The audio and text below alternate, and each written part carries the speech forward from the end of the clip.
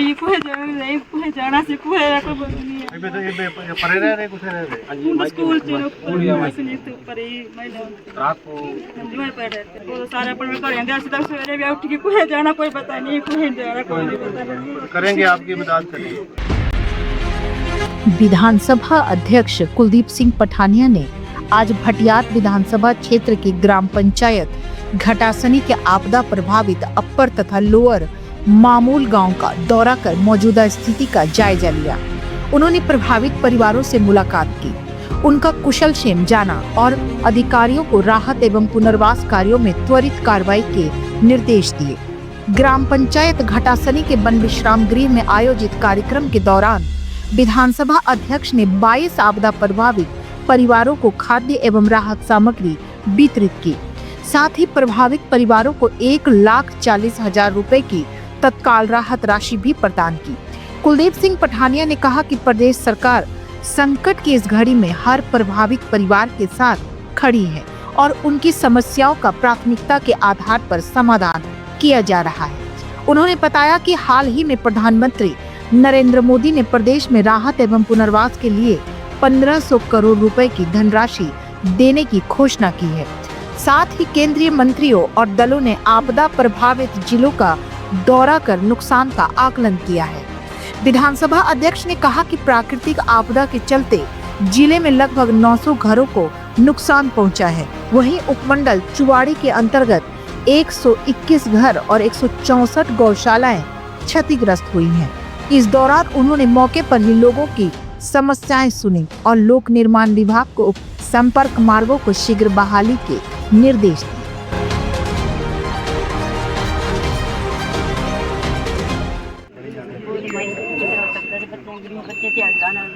करेंगे अबे करो ये कुहे जाना से कुहे को बोलनी है तो ये परे रहे कुछ रहे हां जी स्कूल चलो मसली तो परे मैदान रात को जुए पर रहते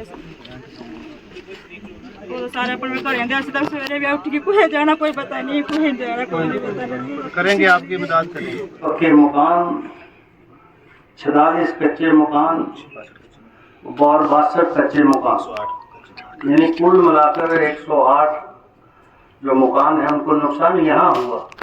ये तो आपके पास हुआ और लगभग 1 दर्जन से ज्यादा मेरे ख्याल 2 दर्जन के करीब डलहौजी का जो हमारा इलाका है जो नैनीखट से आगे समलेव तक का इलाका है वहाँ नुकसान।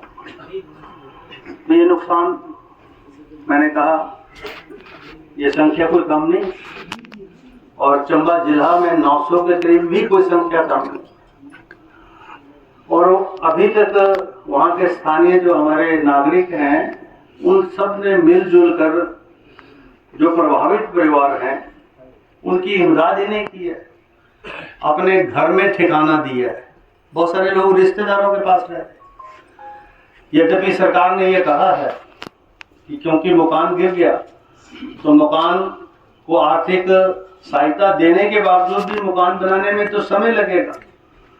हम आज भी आपको 10 लाख दे दें 7 लाख दे दें तो मकान तो रातों रात नहीं बनेगा और जब तक मकान नहीं बनेगा तब तक कहीं ना कहीं को आश्रय चाहिए, कोई ठिकाना चाहिए।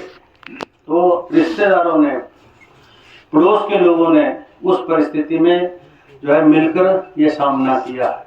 मैं उनका भी आभार व्यक्त करना चाहूँगा और आप सबको आश्वस्त करना चाहूँगा। अब एसडीएम साहब कह रहे थे वैसे तो जो कानून है ये कानून हमारा नहीं है, ये कानून केंद्र का है और इस केंद्र के कानून के मुताबिक इमदाद हो नहीं सकती।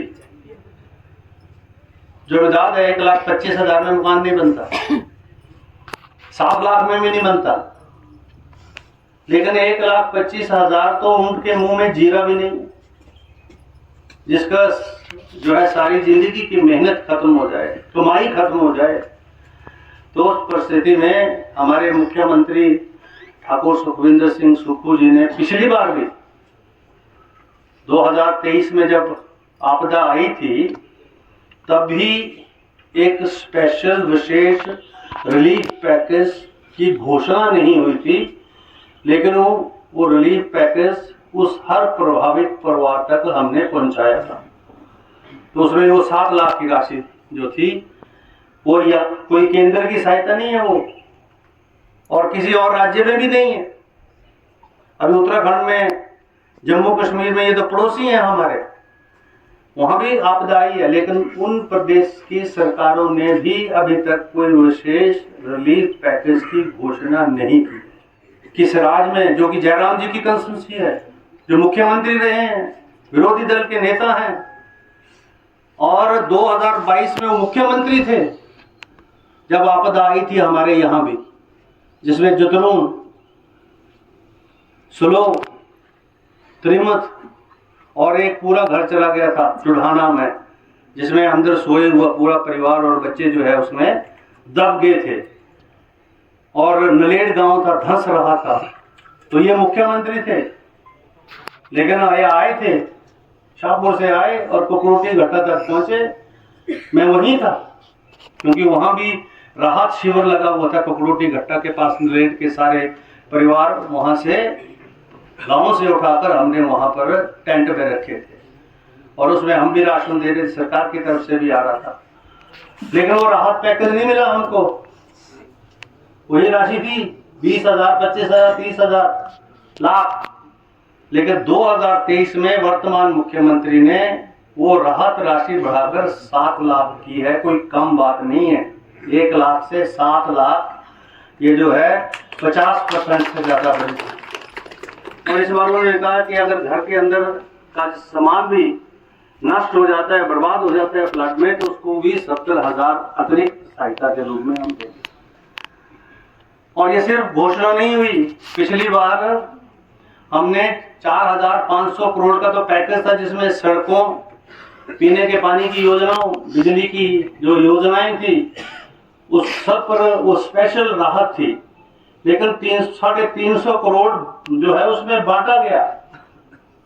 362 करोड़ जो अभी विधानसभा में प्रश्न कर रहे थे भारतीय जनता पार्टी के एमएलए, तो उनको वहां 4,500 करोड़ में 362 करोड़ वो था जो उन प्रभावित परिवारों में बटा। 362 करोड़ कोई कम पैसा नहीं है।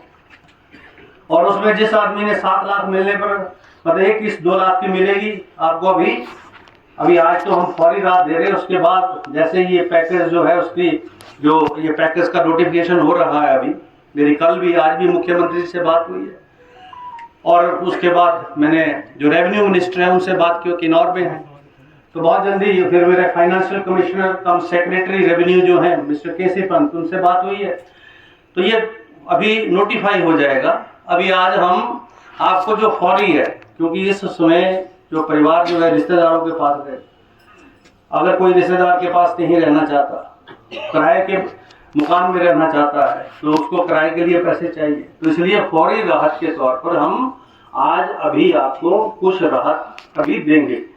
और उसके बाद फिर जो है इसकी बहुत जल्दी हम एक किस्त जो है, जैसे जिसका पूरा मकान नष्ट हो गया उसको 7 लाख मिलेंगे, जिसका पार्शल है उसको जो है 1.25 लाख मिलेगा, और जो कच्चा मकान है उसमें भी वही है, तो उसकी 2 लाख की पहली किस्त जाती है मेरा ख्याल, उसके बाद 2 लाख की बाद में जाती है, जब वो फाउंडेशन दे देता है तो उसके बाद अगली किस्त जाती है।